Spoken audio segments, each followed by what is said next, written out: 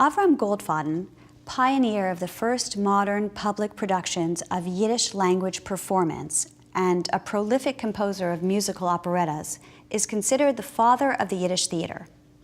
Buoyed by the great reforms of Alexander II and his own high self-regard, Goldfaden pursued Yiddish theater into the opera houses of Russia's city centers, including Moscow and St. Petersburg. His theatrical activity lasted from 1879 to 1883, when the government clamped down on Yiddish public performance. Goldfaden was born in 1840 in Old Constantine, in today's Ukraine.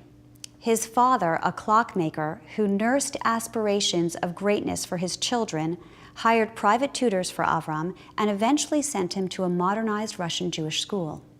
Goldfaden studied Russian literature alongside Hebrew and Bible and spent time with the Jewish intellectual elite.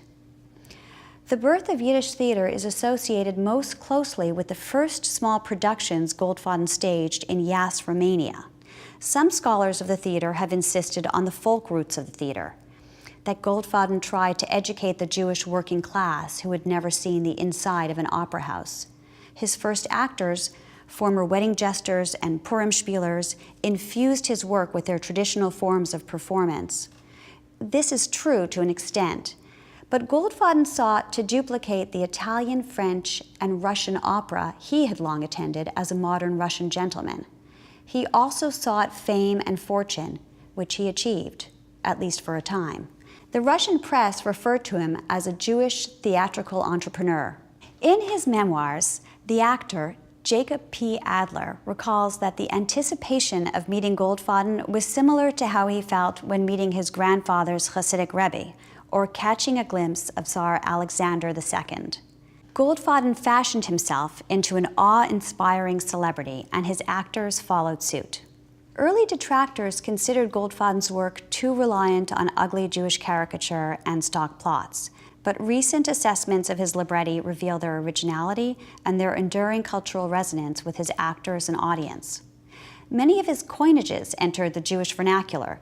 A Schmendrick, a hapless loser, is based on the title character of his popular comic operetta, and Das Pintle Yid, the name of one of his epic poems, came to refer to the essence of a Jew that hides within, not in his beard or his religious practice.